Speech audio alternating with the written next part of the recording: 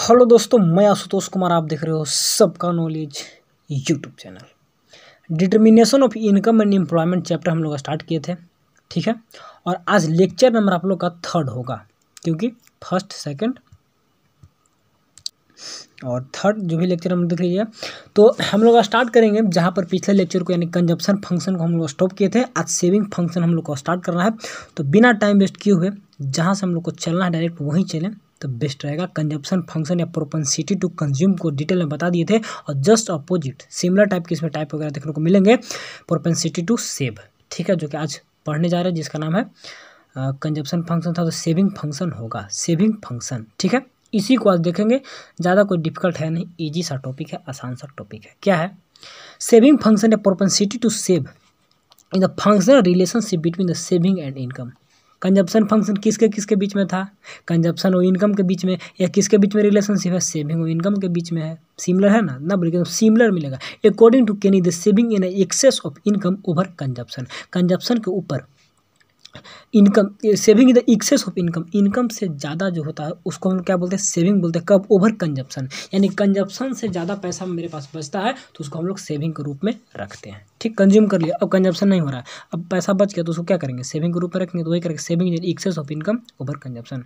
मतलब कंजप्शन का वह भाग जो कि इनकम का वह भाग जो कि कंजप्शन से ज़्यादा होगा तो उसको हम लोग सेविंग कहेंगे, ठीक है। इनकम का वह भाग जो कि कंजप्शन से ज़्यादा होगा उसको सेविंग कहेंगे। It's so that the saving depends upon income. तो दिखाता है कि सेविंग किस पर डिपेंड करेगा? इनकम में डिपेंड करेगा। कंजप्शन भी हम लोग का इनकम पर ही डिपेंड करता था, तो सेविंग भी करेगा। कंजप्शन से ज़्यादा बचेगा तो सेविंग, ठीक। तो फंक्शनल रिलेशन है, तो देखिए एस यहाँ सेविंग को दिखाएगा, एफ आपका फंक्शनल रिलेशनशिप को दिखा रहा है, वाई आपका क्या है? इनकम को दिखा रहा है, ठीक है। तो यहाँ पे कुछ है नहीं, यहाँ पे सेविंग इनकम माइनस कंजप्शन, तो इनकम और कंजप्शन का हम लोग डायग्राम क्या बोलते हैं? ये जो इक्वेशन देख रहे हैं स्टार्टिंग में देखे थे कंजप्शन का, ए प्लस बी वाई। ए आपका क्या था? ये आपका कांस्टेंट कंजप्शन था, जो ऑटोनोमस कंजप्शन, और बी वाई वेरिएबल था। तो बाकी सिमिलर ये इससे नहीं रहता क्वेश्चन वगैरह, लेकिन देख लीजिए। तो A plus A minus B Y कितना? ये सेविंग है, ये आपका negative saving at zero level, minus यहाँ पे निगेटिव सेविंग, क्योंकि ऑटोनोमस जब कंजप्शन होता है तो उस समय सेविंग हमारा जीरो रहता है। देखा ना, सेविंग हम लोग का जीरो, तो माइनस सेविंग को दिखा रहा है जीरो लेवल इनकम पर, और निगेटिव सेविंग, और ए माइनस वन क्या है? Rate of saving. इक्वेशन से कभी क्वेश्चन देगा नहीं, वो समझने के लिए कि rate of saving 1 minus B. यहाँ पे जो दे रहा है सेविंग का, हाँ ग्राफ से देगा कि सेविंग का ग्राफ बताइए कौन है कौन नहीं है, ड्रा करने के लिए देगा। तो हमेशा सेविंग का डायग्राम निगेटिव से स्टार्ट होगा। देखिएगा निगेटिव से कैसे? क्योंकि जब मेरा इनकम जीरो था तो कंजप्शन तो कुछ ना कुछ हो रहा होगा। देखिए जब इनकम जीरो है तो कंजप्शन तो कुछ ना कुछ हो रहा होगा। तो जिस समय जब कंजप्शन हो रहा होगा, जो कि हम ए से दिखाते थे कि ऑटोनोमस कंजप्शन, तो उस समय माइनस ए क्या होता है आपका? सेविंग के रूप में जो हम लोग देखे थे। तो माइनस एक है, जितना हम लोग कंजप्शन कर रहे हैं तो उतना ही माइनस एक के रूप में हम लोग सेविंग रहता है। 20 कंजप्शन का इनकम जीरो है तो माइनस 20, ठीक है। इनकम 40 बना, कंजप्शन 50 किए तो माइनस 10, जो घटा देना होगा ना, वाई में से सी तो बच गया, ठीक है। वाई इसके वाई माइनस सी निकाल लीजिएगा, ठीक है। फिर आपका 80 अगर इनकम है तो 80 कंज्यूम किए तो जीरो हुआ, तो सेविंग जीरो भी हो सकता है, ठीक है। निगेटिव भी हो सकता है, पॉजिटिव भी हो सकता है। तो इसी के अनुसार तो हम लोग कहाँ से स्टार्ट करेंगे? जहाँ पे हम लोग का जो कंजप्शन रहेगा, कंजप्शन कुछ ना कुछ ले लेंगे ना, उसके अनुसार कंजप्शन हम लोग एक बार ले लेंगे, उसके अनुसार बढ़ाएंगे। लेकिन इनकम से कम ही स्टार्टिंग में तो ठीक है, लेकिन जब भी मेरा इनकम बढ़ने लगेगा तो उस रेट से नहीं बढ़ाना है, कम रेट से बढ़ाना है, ठीक है। कोई फिक्स नहीं, कितना भी कम रेट से बढ़ाइएगा। तो कम रेट से बढ़ता है, बाकी 0-40 इसको बोले थे कि एक फिक्स रेशियो में लेना होगा, तो 0-40 80 से करके अब यहाँ पे आप इनको कुछ रखिए, फिर 40-50 कर दीजिए, फिर यहाँ बराबर कर दीजिए। इस प्रकार से बना सकते खुद से भी, और उसके प्रकार दिखाना होगा। तो जितना इधर कंजप्शन करिएगा उधर निगेटिव में इतना दिखा दीजिएगा, बाकी 0-0 कभी करके फिर यहाँ इसके अनुसार निकालिएगा। 120 में से 110 घटाइएगा तो 10 बचेगा। इस प्रकार से एक बना के दिखा देना है कि कैसे हम लोग सेविंग को दिखाते हैं, ठीक है। चलिए, और कुछ नहीं कहा है यहाँ पर, जो ऊपर में बनाया हुआ है उसी का यहाँ पर लिखा है, in the table diagram show that at the zero level of income saving is negative. Zero level of income पे सेविंग मेरा क्या है? निगेटिव है। देखिए यहाँ पे सेविंग निगेटिव है, जीरो लेवल ऑफ इनकम पे, इधर इनकम दिखाया है ना, तो सेविंग क्या है? निगेटिव है, बस और कुछ है नहीं। और when the income exceeds the consumption saving is positive. जब इनकम हमारा कंजप्शन से ज़्यादा होता है तब हम लोग क्या करते हैं? सेविंग पॉजिटिव होने लगता है। कब? जब कंजप्शन से ज़्यादा क्या होता है? इनकम होता है। when the income decreases beyond RS80, देखिए इनकम जब घटने लगेगा, इनकम इंक्रीजेज 80 से बढ़ने लगा, the rate of increasing and saving is more than the rate of increasing income. अब देखिए, अब मेरा क्या हो रहा है यहाँ पर? 80 के RS 80 कहाँ तक था, रुकिए 80 तक तो बराबर था, ठीक है। अब 80 के बाद इनकम जब बढ़ रहे हैं तो कंजप्शन भी बढ़ रहा है, लेकिन रेट देखिएगा तो किसका रेट ज़्यादा होगा बताइए, सोचिए इसी कि इनकम का ज़्यादा होगा या फिर कंजप्शन का ज़्यादा होगा। तो इनकम का रेट यानी सॉरी सेविंग का ज़्यादा होगा ना, क्योंकि कंज्यूम तो कोई रेट फिक्स रेट से करेंगे, अब सेविंग का रेट बढ़ते जाएगा, क्योंकि कंजप्शन हम लोग का लिमिटेड है ना, सेविंग बढ़ाते जाता है और कंजप्शन का रेट घटते जाता है। जो पीछे पढ़े थे कि इनकम जिस रेट से बढ़ता है उस रेट से कंजप्शन नहीं बढ़ता, कम रेट से बढ़ता है, लेकिन ये आपका सेविंग ज़्यादा रेट से बढ़ेगा। जिस रेट से आपका इनकम बढ़ रहा है उसके ज़्यादा रेट से सेविंग बढ़ने लगता है। तो वही कह रहा है कि when the income increases beyond RS 80, the rate of increasing in the saving is more than the rate of increasing in income। Saving का रेट ज़्यादा होगा रेट ऑफ किससे, इनकम से, ठीक है। इन other word saving increases at faster rate, तो saving faster rate से और कंजप्शन स्लोअर रेट से पढ़े, तो दोनों मिला के जब पढ़िएगा ना तब समझ में आएगा कि कैसे कैसे, तो पढ़िएगा समझ में आ जाएगा। कोई टाइप क्या बोलते हैं, टफ नहीं है। Types of propensity to save, जैसे हम लोग देखे थे types of propensity to consume, उसी प्रकार types of propensity to save. तो एवरेज मार्जिनल वहाँ पर भी देखे थे, यहाँ पर भी देखेंगे, दोनों में रिलेशन भी देख लेंगे, ठीक है, ताकि क्योंकि देखिए आपका सेविंग जीरो भी हो सकता है, यानी कि average propensity to consume zero भी हो सकता है, लेकिन अब जो कंज्यूम वाला पढ़े थे उसमें क्या था, जीरो नहीं था, 0-1 के बीच में वेरी करता था, ये 1 से ज़्यादा था, मतलब कि उसका रिलेशन पढ़िएगा थोड़ा सा जो भी होगा, तो देखना होगा दोनों का रिलेशन। पहले पढ़ लीजिए क्या है, average propensity to save, the average propensity to save is the ratio of saving to the income, saving और इनकम का ratio, in other word it is the ratio of total saving और total income. वहाँ था कि consumption में और income में, यहाँ पर क्या है, यहाँ पे सेविंग और इनकम जो भी होगा उसको सेविंग और इनकम वाई के बीच में, जो कि यहाँ पर लिखा हुआ देख लीजिए, यहाँ पे लिखा हुआ है कि APC average propensity to save S income, तो यही आपका हो गया और कुछ है नहीं। यहाँ पे दिखा दिया डायग्राम, यहाँ से देगा रिलेशन को पूछता है, डायग्राम वगैरह नहीं देगा, लिख दिए इनकम हो गया, सेविंग हो गया, और सेविंग बटा इनकम, सेविंग बटा इनकम जो भी होगा यहाँ पे दर्शा दीजिए, ठीक है। यहाँ पे देखिए क्या इस ग्राफ से क्या कि जीरो तो नहीं है, सॉरी APC तो आपका जीरो भी हो सकता है, जीरो यहाँ पे दिखाया नहीं, जो भी लीजिएगा तो उसके अनुसार होगा ना। तो मार्जिनल फिर देख लीजिए, मार्जिनल क्या कर रहा है, इसको टेबल डायग्राम को कैसे बनाएंगे, आप कोई भी इनकम ले लीजिए और इनकम और सेविंग के दो अपने से कोई डाटा लेके बना सकते हैं, इसमें कोई फिक्स नहीं कि इतना ही लेना होगा इतना ही लेना होगा, ठीक है। तो सेविंग हमेशा कभी करिएगा तो इससे तो कम ही ना करिएगा, इनकम से तो कभी ना कम ही करिएगा, जैसे इनकम बढ़ेगा फिर सेविंग उतना, मान लिया आपका 300 इनकम बढ़ा तो 300 सेव ना करिएगा, कुछ कंजप्शन भी करिएगा, तो उसके अनुसार अब यहाँ पे सेविंग 120 तो बाकी कंजप्शन में गया, तो इस प्रकार बना सकते हैं। मार्जिनल प्रोपेंसिटी टू सेव क्या है, marginal propensity to save the ratio of change in the saving to a change in income, saving में कितना चेंजिंग हुआ, इनकम में कितना चेंजिंग हुआ, दोनों का रेशियो है, ठीक है। बस सिमिलर है, वहाँ पर कंजप्शन का सेविंग का था, तो दोनों में यहाँ पर टेबल डायग्राम से बना कर दिखा देना होगा कि इनकम को एक कांस्टेंट रेट से बढ़ा देंगे, डेल्टा वाई निकाल लेंगे, 100 का बढ़ रहा है यहाँ पर, सेविंग के देख लीजिए 50, 100, 75 ऐसे करके, ठीक है। लेकिन यहाँ पे सेविंग का रेट शुरू है, कैसे शुरू, सेविंग का रेट तो ज़्यादा होना चाहिए, तो सेविंग का रेट तब जाते होता है जब हमारा कंजप्शन से इनकम ज़्यादा होता है, जब कंजप्शन से इनकम ज़्यादा होता है तब सेविंग का रेट ज़्यादा होता है। यहाँ पे तो 75 ही है, इसके बीच में यहाँ के बीच में 100 है, तो ज़्यादा रेट से ग्रो करा है, यहाँ पे कम रेट से, यानी कंजप्शन हम लोग का भी कंजप्शन में और रिक्वायरमेंट है, कंजप्शन फुलफिल नहीं हो पाया, तो कंजप्शन की ओर जा रहा है, ठीक है ना। सेविंग निगेटिव भी तो होता था, बराबर भी तो होता था, उसके बाद जब बढ़ने लगता था ना, कब, जब कंजप्शन, एक सेकंड, कहाँ पे बढ़ने लगता था, जब कंजप्शन से ज़्यादा इनकम होता था ना, उसके बाद से जब कंजप्शन फुलफिल हो गया उसके बाद से सेविंग का रेट बढ़ने लगता है, ठीक है, उसका रेट घटने लगता है। कि इन दोनों में कंपेयर करिए सेविंग और कंजप्शन में, तो कंजप्शन का रेट स्लो होता जाएगा और इसका रेट बढ़ते जाएगा। सेविंग का रेट 75 हो गया, यहाँ पे कंजप्शन का रेट अगर देखिएगा, यहाँ पे कंज्यूम कितना कर रहा है, अगर कंजप्शन निकालिएगा, यहाँ पे कंजप्शन का रेट स्लो होगा ना, कंजप्शन का स्लो होगा, देखिए कैसे होगा, मान यहाँ पे 100 है और यहाँ पे निकालिएगा 300 में से 200, तो यहाँ पे कितना जाएगा, यहाँ पे आपका मान ली 200 बचता है ना, तो यहाँ पे 100 आएगा, 100 का डिफरेंस यहाँ पे 175 है, यहाँ पे 100 से बढ़ रहा है, ठीक है, वाई चेंज जो हुआ, तो जो भी चेंज हुआ तो यहाँ पे कम है, 100 कम 150 ज़्यादा है, वहाँ पर रेट हम लोग यहाँ से क्लियर नहीं होगा। हाँ देखिए यहाँ से भी निकल सकता है, यहाँ से भी निकल सकता है, देखिए मान ली 200 में से 100 मैंने सेविंग किया तो 100 कंज्यूम किया, चलिए ठीक है। 300 में 175 यानी कि 125 आप क्या किए, कंज्यूम किए, तो 125 कंज्यूम किए और यहाँ पे 175 सेव कर रहे हैं, तो सेविंग का रेट ज़्यादा है ना कंजप्शन का, यहाँ से भी निकल सकता है, लेकिन यहाँ पे उतना नहीं करना है, यहाँ पर दिखा देना केवल कैसे क्या क्या होगा, बस चेंज कितना हुआ आपको टेबल डायग्राम समझा दिएगा क्या मार्जिनल होता है। यहाँ से पूछेगा नहीं, कंफर्म नहीं पूछेगा, रिलेशनशिप जो कि आ रहा है जो नीचे में हम लोग देखेंगे, ठीक है, रिलेशनशिप बिटवीन APC एंड क्या है APS आ चुका है, एक सेकंड, हाँ आ गया, देखिए यहाँ पे average propensity to consume and average propensity to save, consumption और सेविंग के बीच में। अभी लोग मार्जिनल प्रोपेंसिटी टू सेव और एवरेज प्रोपेंसिटी टू सेव देखे, उसके बीच में भी रिलेशन नहीं देख रहे, अभी दूसरा चीज़ रिलेशन है, लेकिन इसके बीच में भी देख लेते हैं, इसके बीच में पढ़े तो उसको देख लेते हैं, इसके बाद हम लोग आगे आएंगे जो कि एग्जामिनेशन में पूछता है, एग्जामिनेशन में यहीं से पूछता है, ठीक है, सॉरी एग्जामिनेशन में इससे पूछेगा, ठीक है। तो अभी देख लेते हैं, तो उसके बाद हम लोग टेबल डायग्राम होता है, क्लियर हो जाएगा ना क्या क्या रिलेशन होगा, कौन वन होगा कौन वन नहीं होगा, ठीक है ना। तो अभी डिफरेंस दोनों में देखेंगे, मार्जिनल में और किस में, एवरेज में, average propensity to save marginal में, तो दोनों में हम लोग क्लियर हो जाएगा हाँ रिलेशन से। रुकिए देखिए यहाँ पर जैसे हम लोग पढ़े थे क्या बोलते हैं उसमें, marginal average propensity to consume और मार्जिनल प्रोपेंसिटी टू कंज्यूम जैसे पढ़े थे, उसी प्रकार यहाँ से डिफरेंस दोनों का है, देख लीजिए तो क्लियर हो जाता है कैसे क्या क्या बोल रहा है। एक सेकंड रुकिएगा, पढ़िए सही, अगर क्लियर यहाँ पता चलेगा तो, क्योंकि नोट्स में है नहीं। देखिए फर्स्ट क्या है, एवरेज प्रोपेंसिटी टू सेव क्या करा, it is the refer to the ratio of S corresponding to the level of income that point. ये डिफिनेशन हम लोग देखे थे, दोनों के बीच में रेशियो सेविंग और इनकम के बीच में, ठीक। मीनिंग इसका भी देखिए, मार्जिनल का देखिए क्या बोल रहा है, it refers to the ratio of change in the saving delta to change in total income over the period of time. ये रेशियो बताता है कितना इनकम में चेंजिंग हुआ और कितना सेविंग में चेंजिंग किया, तो उसका दोनों का रेशियो हो गया, ठीक है। वैल्यू कहाँ, वैल्यू इंपॉर्टेंट है, वैल्यू से कभी कभी क्वेश्चन बोलता है। तो एपीएस, एक सेकेंड, ठीक है, APS can be less than zero when there is a dish saving.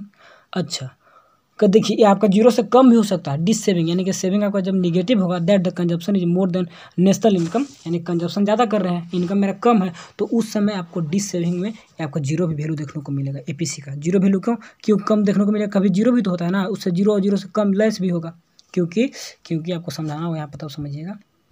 देखिए जीरो से कम कहने का मतलब कि जीरो से कम में निगेटिव में आएगा ना, जैसे कि मान लीजिए सेविंग हम बोल रहे हैं, तो सेविंग मेरा माइनस में जा रहा है, तो सेविंग जब माइनस में जा रहा है तो सेविंग को ऊपर में रखेंगे और नीचे में कुछ रहेगा तो निगेटिव ही आएगा, यहाँ पर कह रहा है। लेकिन एमपीएस का नेवर भी लेस देन जीरो, यह जीरो से कभी नहीं कम हो सकता, क्यों नहीं होगा, है चेंज इन द सेविंग का नेवर भी निगेटिव, क्योंकि निगेटिव में तो कभी चेंज नहीं होगा, डेल्टा कुछ निगेटिव में आएगा, जो भी चेंज होगा तो पॉजिटिव में होगा, तो इसीलिए यह जीरो नहीं हो सकता है, लेस देन जीरो नहीं हो सकता है, ये आपका लेस देन जीरो हो सकता है। और एपीएस जीरो भी हो सकता है, क्योंकि हम लोग का सेविंग जीरो भी होता है कभी कभी, तो सेविंग जीरो तो भी जीरो भी हो सकता है, लेकिन आपका जीरो वन के बीच में रहेगा एमपीएस।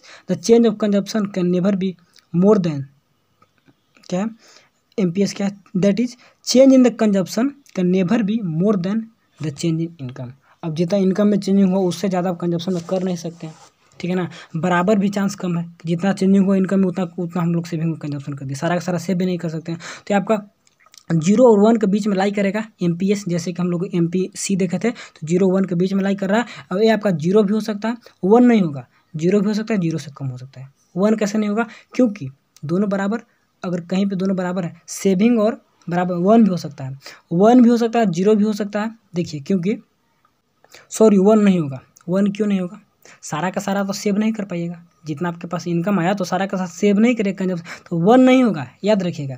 जो एपीएस है वन नहीं होगा, आपका वन से कम और जीरो हो सकता है, जीरो वन से कम और जीरो, ठीक है, इसके बारे में वन से कम जीरो, और जीरो वन के बीच में लाई करेगा। कैसे आप खुद से भी सोच के देख सकते हैं, ठीक है ना, क्योंकि जीरो भी होता है, निगेटिव भी होता है, डी सेविंग तक। और आपका हम लोग ऐसा नहीं कि जितना भी चेंजिंग हुआ तो सारा का सारा हम लोग कर नहीं सकते हैं सेविंग, तो उसी अनुसार अगर वन क्यों नहीं होगा तो सेविंग नहीं कर सकते हैं।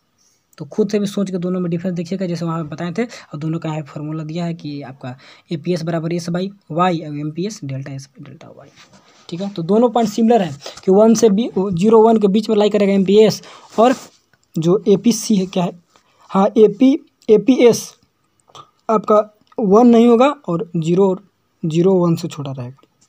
लेकिन एपी जो सी था वो वन भी होता था, जितना हम लोग इनकम था उतना कंज्यूम करते थे, तो वन भी होता था, ये आपका वन नहीं होगा। एक ही पॉइंट यहाँ पे अलग है जो याद रखने लायक है कि average propensity to consume one होता था, ये वन नहीं होगा, ठीक है। इसको मार्जिनल प्रोपेंसिटी टू सेव और मार्जिनल प्रोपेंसिटी टू कंज्यूम दोनों सेम है कि जीरो से वन के बीच में लाई करेगा, ठीक है। बात क्लियर है, याद रखना इस पॉइंट को। लेकिन जो एग्जाम में क्वेश्चन पूछता है वह पूछता है एपीएस एंड एपीसी से, एमपीएस एंड एमपीसी से, यानी कि कंजप्शन और सेविंग का जो है ना रिलेशन, वहाँ से पूछता है, जो कि अभी हम लोग पढ़ने जा रहे हैं, देखने जा रहे हैं, तो वहाँ से क्लियर होगा। चलिए देखिए अभी जो रिलेशन देखेंगे यहाँ से क्वेश्चन एग्जामिनेशन में रहते हैं, ठीक है। रिलेशनशिप बिटवीन, लेकिन उसको ये पढ़े तो उसको माइंड में रखिए, कोई पूछ दिया कभी दे भी दे सकता है, वैसा कुछ सिलेबस में है तो कहीं भी कुछ भी हो सकता है। तो relationship between APC and MPS। देखिए यहाँ पर C और S का बीच में यही पूछता है, ठीक है ना। और याद भी रखना इससे न्यूमेरिकल भी रहते हैं, इससे न्यूमेरिकल भी रहेंगे, इस चैप्टर से न्यूमेरिकल भी करवाएंगे, ऐसा बात नहीं कि नहीं कराएंगे। We know that Y is equal to C+S, ये बात तो हम लोग जानते हैं कि national income is equal to consumption and saving, ठीक है। तो Y के बराबर हम लोग सप्लाई भी इसको बोल सकते हैं कि एग्रीगेट सप्लाई बराबर। तो डिवाइडिंग बोथ बाई Y को किससे, केवल Y से सब में डिवाइड दे दीजिए, ठीक है। तो Y बाई 1 कट कट को 1 आ गया, ठीक है। यहाँ पे C से अगर Y से तो APC आ जाएगा एंड S में Y से डिवाइड कीजिएगा तो APS आ जाएगा, जो हम लोग देखे थे। तो दोनों को जोड़ने पे 1 आ गया, बिल्कुल 1 आ गया। और यहाँ पर लिखा गया कि APC minus 1 minus APS and APS by 1 minus APC। तो दोनों को average propensity to consume and average propensity to save, दोनों को जोड़ने पे 1 आता है। तो किसी एक को निकालना है तो 1 में से माइनस कर देंगे। तो यहाँ से न्यूमेरिकल कभी कभी छोटा छोटा रहता है, तो इसको भी देखेंगे, या इसको समझ रहे होंगे तो खुद से बना सकते हैं, ऐसा बात नहीं है। तो दोनों का बीच में the sum of the APC and APS is equal to unity या फिर 1। तो सिमिलर केस MPS में क्या करेंगे, Y इज इक्वल टू दोनों में डेल्टा Y से डिवाइड करिएगा, तो दोनों का मल्टीप्लाई कर दिए यहाँ पर और dividing by delta Y। Delta से पहले मल्टीप्लाई, सभी डेल्टा कर दिए, ठीक है। डेल्टा डेल्टा डेल्टा से डिवाइड, तो डेल्टा बाई डेल्टा 1 आ गया, डेल्टा इसको Y, तो MPC एंड डेल्टा Y, तो क्या हो गया MPS। सिमिलर केस था, तो the sum of the MPC and MPS is equal to 1, दोनों को जोड़ने पे 1 आता है।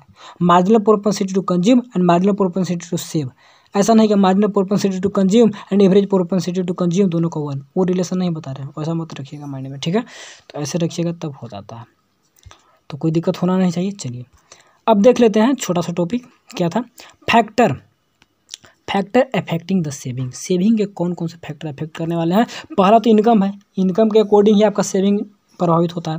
तो देख लीजिए इनकम में क्या बोल रहा है, has the increase in the income will result in the increase in the saving and vice versa. जैसे जैसे आपका इनकम बढ़ता है तो उसके अनुसार सेविंग भी बढ़ता है, तो सिमिलर है, कोई दिक्कत नहीं। फोरसाइटनेस मैंने क्या अनुमान लगाना फ्यूचर के लिए क्या होगा क्या नहीं होगा, तो फोरसाइटनेस लीड्स टू सेविंग। अब हम लोग फ्यूचर में कोई घटना घटने वाला है, कुछ हमको माइंड में है कि नहीं आगे चल कर हमको एजुकेशन में खर्च करना है, या फिर कोई बीमारी वगैरह आ रहा है, फिर कुछ कोरोना टाइप के कुछ वैसा आ रहा है, तो उस टाइम हम लोग सेविंग बढ़ाते हैं, लगता है सेविंग नहीं बढ़ाएंगे तो आगे काम कैसे करेंगे, तो इसके अनुसार भी कुछ लगता है, तो फैक्टर भी है। फिर है नेचर क्या, saving depend upon the nature of individual. अब मानव का कैसा व्यवहार है उसके ऊपर भी सेविंग डिपेंड करता है। कैसे करता है, एक सेकेंड कैसे करेगा, देखिए ए मीजर, यहाँ पे ध्यान दीजिएगा, a miser will have a more saving and spend thrift lesser amount of saving. Miser मैंने के इसको कंजूस बोलिए, कंजूस, तो कंजूस है विल हैव मोर सेविंग, ज़्यादा सेव करेगा, सोचेगा कि पैसा क्यों बर्बाद करें, क्यों बचाएं, क्या बोले, क्यों खर्च करें, बचाएंगे, तो इस टाइप से कंजूस होता है, पैसा नहीं उड़ाता है। और फिर है स्पेंड थ्रिफ्ट, ज़्यादा जो खर्चीला होता है तो उसके पास कम सेविंग होगा। विलिंगनेस, अब चाहत आपका क्या है, कैसे, if you can save you have the will to save, otherwise there will be no saving. अब आप सेव करते हैं, कह रहा है कि यू कैन सेव, आप सेव कर सकते हैं, if you have the will to save, आपके पास अब इच्छा रहेगा सेव करने के लिए तभी आप सेव कर सकते हैं, otherwise there will be no saving, उसको अदरवाइज वहाँ पर सेविंग नहीं होगा, ठीक है ना। एंड पावर एंड प्रेस्टीज, इसके लिए भी सेविंग करते हैं, कैसे देखिए, for getting power and prestige men possess the amount of wealth. अब पावर के लिए, प्रेस्टीज रुतबा इज्जत के लिए क्या करते हैं हम लोग, possess, for getting power and prestige men possess the amount of wealth. अब धन रखना, लोग धन रखते हैं, धन रखना पसंद करते हैं, धन रखेंगे तो क्या होगा, समाज में इज्जत मिलेगा। अरे उनके यहाँ तो 4 व्हीलर बाइक है, 4 व्हीलर क्या बोलते हैं, कार है, जो भी है, तो थोड़ा सा या इतना पैसा है, धन है, तो इसके लिए भी हम लोग सेविंग करते हैं, बचाते हैं, कि बचाने से क्या होगा, दिखावा करेंगे, दिखावा करने से मेरा समाज में नाम और इज्जत होगा। तो men possess the amount of wealth, ठीक है ना, वेल्थ धन रखता है। तो सेविंग और क्या बोलते हैं कंजप्शन के बाद आपका आया है बहुत ही प्यारा सा इन्वेस्टमेंट, जो कि पढ़ चुके हैं। तो इन्वेस्टमेंट में क्या होता है, यहाँ से बहुत ही इंपॉर्टेंट क्वेश्चन है, एक्स पोस्ट एंड एक्स एंटे होगा। हाँ, एक्स एंटे एंड एक्स पोस्ट हमेशा क्वेश्चन यहाँ से रहता ही रहता है, फिक्स है रहेगा, तो इसको अच्छे से कर लीजिए, क्योंकि क्या बोले थे कि पढ़ाते पढ़ाते ही पता चल जाता है कौन इंपॉर्टेंट है कौन इंपॉर्टेंट नहीं है। Determination of income and employment 2 sector model कल स्टार्ट करेंगे, बहुत ही अच्छा एकदम मेन टॉपिक है, लेकिन इससे पहले तो मेन टॉपिक लास्ट टॉपिक समझिए कि रहेगा, मतलब कि इंपॉर्टेंट में। वैसे तो इन्वेस्टमेंट मल्टीप्लायर और एक्सेस डिमांड 2 टॉपिक के बाद चैप्टर खत्म हो जाएगा। तो आज के लिए हम लोग का इतना ही रहेगा कि क्या है इन्वेस्टमेंट के बारे में, और सेविंग इन्वेस्टमेंट के बाद आज का क्लास इन रहेगा, लेकिन पहले इन्वेस्टमेंट को अच्छे से पढ़ लीजिए, उसके बाद ही कुछ होगा। क्या बोलता है, रुक जाइए एक second, x एंटे saving and x एंटे saving and x एंटे investment. X एंटे saving भी हो सकता है और एक्स एंटे इन्वेस्टमेंट भी हो सकता है। लेकिन पहले भैया हमको ये बताइए कि एक्स एंटे क्या होता है। ठीक है, देखिए क्या होता है। The Latin word x एंटे means before hand and during a particular period in economy the people plan or desire a amount to save is called ex ante।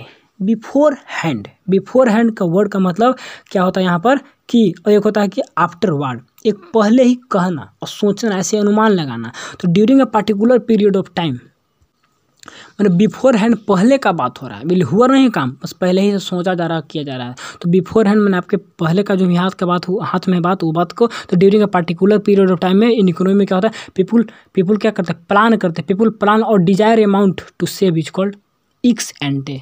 अब लोग प्लान कर रहे हैं, बस केवल इच्छा जता रहे हैं कि हमको सेविंग करना है, तो उसी को बोलते हैं एक्स एंटे। ठीक है ना। When the entrepreneur foresee an increase in their sales, अगर जो उधर कर्मी है यानी कि आप मालिक हैं, तो आप देखते हैं कि इंक्रीज इन द सेल में बढ़ने वाला है। Rise in the price of goods they want to increase their stock, तो चाहते हैं कि सब बढ़ने वाला है। अगर देखें ऐसे तो क्या चाहते हैं कि स्टॉक को बढ़ाएं। And which is called plan और इंटेंस और voluntary of an ex ante. तो they plan to increase their stock, तब वह प्लानिंग करेंगे कि प्राइस बढ़ने वाला है, तो क्या करें हम लोग, देखते हैं कि इसे क्या है कि सेल बढ़ने वाला फ्यूचर में, तो इस टाइप से प्लानिंग करना स्टार्ट करते हैं। किए नहीं, बस केवल प्लानिंग कर रहे हैं कि बस बचाना है, स्टॉक करना है, ऐसे करना है। ठीक है,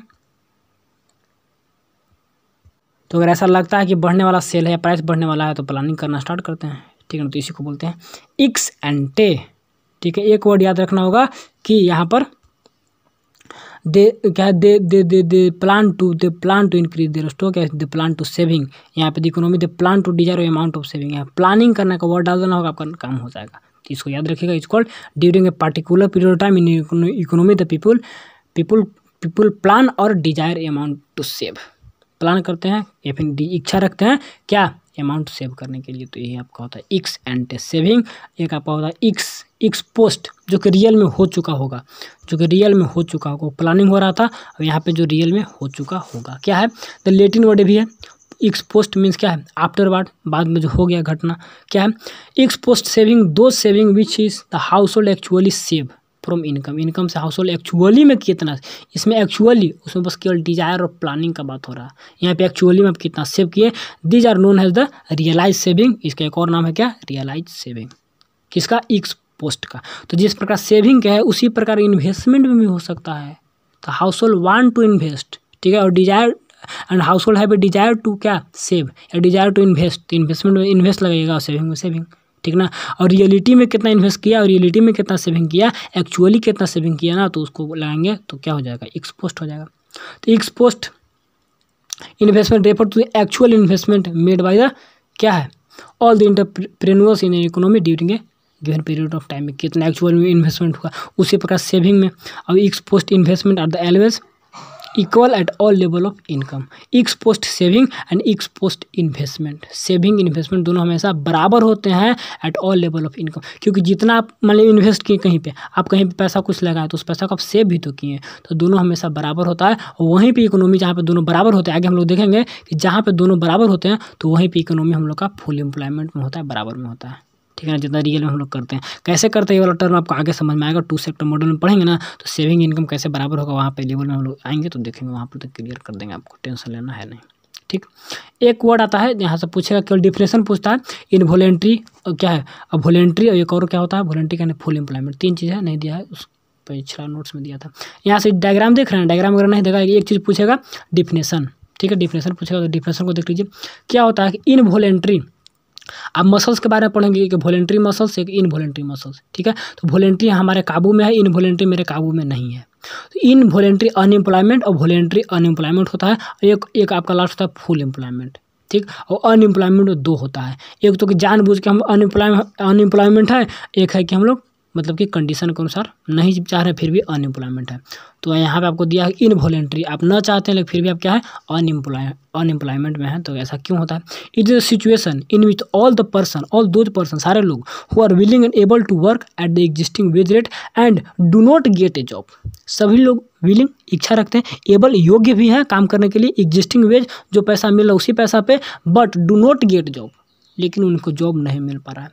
तो इनवॉलेंट्री अनएम्प्लॉयमेंट वह नहीं चाह रहे हैं, लेकिन कुछ कुछ क्या होता है ना कि सब कुछ कंडीशन होने के बाद भी वो काम करना नहीं चाहते हैं, तो उनको बोलते हैं वॉलेंट्री अनएम्प्लॉयमेंट, कि सब कुछ आपका है लेकिन फिर भी वो काम करना पसंद नहीं कर रहे हैं। तो उनको मतलब उनको काम मिल रहा है लेकिन कर नहीं रहे, क्यों? एग्जिस्टिंग जो वेज पैसा है इस पर वो काम नहीं कर रहे हैं। लेकिन इन लोग तैयार हैं, सब कुछ रेडी हैं, लेकिन फिर भी इन लोग को काम नहीं मिल रहा है। तो क्या हो गया? इनवॉलेंट्री, ठीक है ना। They do not get job, जिनको जॉब प्राप्त हो काम नहीं कर रहे हैं तो होते हैं ना, बोलते लापरवाह, तो लापरवाह हो गया। वॉलेंट्री, इनवॉलेंट्री तो कंडीशन के अनुसार होगा। तो इस टाइप से आपको याद रखना होगा। डिफिनेशन पूछता है तो and such situation rise in economy when, कब होता है in economy? The primary due to the excess of labour supply और deficiency of demand. Excess labour supply ज़्यादा हो गया, डिमांड का कमी है, तो इसी कंडीशन में देखने को मिलेगा। ऐसा कब होगा? अब लेबर का सप्लाई ज़्यादा होगा, तो आपको कैसे मिलेगा? डिफिशियंसी ऑफ डिमांड, डिमांड कम है, तो डिमांड कम है तो सप्लाई कम हो रहा है, तो सप्लाई कम हो रहा है तो लेबर भी कम काम कर रहे हैं, तो प्रोडक्शन कम हो रहा है, तो प्रोडक्शन कम तो लेबर कम, तो आप लोग तो एक्स्ट्रा में जो लेबर रहेंगे तो क्या होंगे? अनएम्प्लॉयमेंट होंगे। तो उन्हीं लोग चाह रहे हैं काम करने के लिए लेकिन उन लोग को नहीं मिल रहा, तो अनएम्प्लॉयमेंट हो रहा है। तो डायग्राम से आप नहीं समझिए, डायग्राम से देगा नहीं, लेकिन फिर भी थोड़ा सा समझ लीजिए। ये वेज रेट है, इस वेज रेट पे काम हो रहा है, ठीक है ना, ठीक डब्ल्यू से। इधर एम्प्लॉयमेंट का कंडीशन दिखा रहा है। तो यहाँ पे देखिए इनवॉलेंट्री, यहाँ से सब लोग इनवॉलेंट्री, इन लोग का काम नहीं मिल रहा है। कैसे नहीं मिल रहा है? इन द डायग्राम में देखिए, when the wage rate is W1 आपका वेज रेट है, the demand for the labour N1 का डिमांड हो रहा है। चलिए वेज रेट है तो N1 का डिमांड हो रहा है, कंप्लीट है, ठीक। But at this wage rate W1 N2 amount of labour are ready to work. लेकिन यहाँ पर ये भी काम करने के लिए इसी वेज रेट पे भी तैयार है कि हम भी काम करेंगे, ठीक है ना, N2 भाई। लेकिन N1 और N2 amount of labour indicates involuntary. इन लोग तैयार तो है कि हम भी काम करेंगे, लेकिन इन लोग काम मिल ही नहीं रहा है, क्योंकि यहाँ तक ही बस वेज रेट यहाँ तक ही इम्प्लॉयमेंट हो गया, N1 तक ही। यह डॉट में दिखाया गया है कि इन लोग रेडी है लेकिन इन लोग को मिल नहीं रहा है, क्योंकि काम है नहीं, सप्लाई है नहीं। तो इसी प्रकार से दिखा दिया कि डायग्राम से नहीं देगा तो इतना टेंशन मत लीजिए। फुल एम्प्लॉयमेंट, तो फुल एम्प्लॉयमेंट क्या होगा? इट रेफर्स टू, यहाँ पे मिल जाएगा जो full employment refers to the situation when all those who are able to work and willing to work. Able to work, काम करने के योग्य भी है और उनको इच्छा भी है, एंड एट एग्जिस्टिंग वेजेस, जो वेजेस मिल रहा है, and rated and getting job, उन लोग को जॉब मिल जाता है। तो गेटिंग मिल गया जॉब तो हो गया। तो एम्प्लॉयमेंट कंडीशन दिखा दिए, वेज रेट दिखा दिए, देखिए जितना वेज रेट है उतना ही है। अब एक्स्ट्रा कुछ नहीं दिखाना, बाहर है के अंदर, बस जितना अंदर लेबर सब काम कर रहा है, बाहर में है लेबर, लेकिन इन लोग से हमको मतलब नहीं, यहाँ पर मेरा फुल एम्प्लॉयमेंट हो गया, इतना ही, ठीक। In the above diagram no amount of labour are shown situation of full employment, यहाँ पे नहीं दिखाया गया है क्योंकि फुल एम्प्लॉयमेंट है, ठीक है, कोई भी बेरोजगार वगैरह नहीं है। तो डायग्राम नहीं इंपॉर्टेंट है लेकिन डिफिनेशन इंपॉर्टेंट है, ठीक है। चलिए, determination of income and employment in 2 sector model, क्योंकि हम लोग गवर्नमेंट और रेस्ट ऑफ वर्ल्ड को छोड़ देना है। तो 2 सेक्टर मॉडल में हम लोग बहुत कुछ पढ़ चुके हैं और बहुत कुछ देखेंगे, लेकिन एक चीज़ याद रखिए, अगले क्लास में स्टार्ट करेंगे इसको। लेकिन याद रखिए कि डिटर्मिनेशन ऑफ इनकम एम्प्लॉयमेंट जो है, तो 2 तरीका से इनकम एम्प्लॉयमेंट निर्धारित होता है। पहला आपका होता है ADF जो भी हो, तो कंजप्शन फर्स्ट कह दिया, एग्रीगेट डिमांड एग्रीगेट सेविंग होगा, और दूसरा आपका कहाँ चला गया, एक और होगा saving and investment approach. Saving and investment, यही बताया था ना कि सेविंग इन्वेस्टमेंट जहाँ पे बराबर होता है तो वहाँ पे इकोनॉमी क्या होता है, बैलेंस में आ जाता है। तो सब कैसे होता है, क्या होता है, तो कल देखेंगे। इसके बाद कल इस टॉपिक खत्म करने में इन्वेस्टमेंट मल्टीप्लायर एक इंपॉर्टेंट एंड खास टॉपिक है। इसके बाद थोड़ा सा टॉपिक हो जाता है रिलेशनशिप बिटवीन MPC, यहाँ से न्यूमेरिकल रहेंगे, यहाँ से न्यूमेरिकल रहता है, न्यूमेरिकल का टॉपिक है। और वर्किंग ऑफ इन्वेस्टमेंट मल्टीप्लायर कैसे काम करता है, थोड़ा सा डिफिकल्ट हो जाता है, लेकिन इसको भी देखेंगे। और लास्ट में आपका excess demand and excess saving, difference दोनों में पूछेगा, कुछ पूछेगा नहीं पूछेगा, दोनों का डिफरेंस जरूर पूछेगा, तो डिफरेंस को देख लेंगे। और लास्ट टॉपिक रहेगा ना इन्फ्लेशनरी गैप, डिफ्लेशनरी गैप होगा, एक्सेस डिमांड जो भी होता है, दोनों का डिफरेंस पूछेगा। देखिए डिफरेंस दे दिया, कोई दिक्कत नहीं है। और उसके बाद मेजर्स टू कैसे कोरेक्ट करेंगे तो उतना इंपॉर्टेंट है नहीं, थोड़ा सा देख लेंगे बस। तो आपका 2 वीडियो और बनेंगे और चैप्टर फिनिश हो जाएगा, ठीक है ना। तो 3 तो 5 वीडियो में आपका चैप्टर फिनिश। नेशनल इनकम में 8 लगा था, थोड़ा सा बड़ा था, ये आपका छोटा ही है, लेकिन इसमें टेबल डायग्राम थोड़ा सा कॉन्सेप्ट इसमें डिफिकल्ट टाइप का है, तो कॉन्सेप्ट समझने में टाइम लगता है, छोटा है लेकिन फिर भी। चलिए, तो आज के लिए इतना ही, मिलेंगे अगले वीडियो में। कोई भी दिक्कत है थोड़ा सा धीरे धीरे आराम से पढ़िए, समझ के पढ़िए, आ जाएगा समझ में, कोई दिक्कत है नहीं। और बाकी तो हम लोग देखते करते चलेंगे सब कुछ। चलिए ठीक है, तो थैंक्स फॉर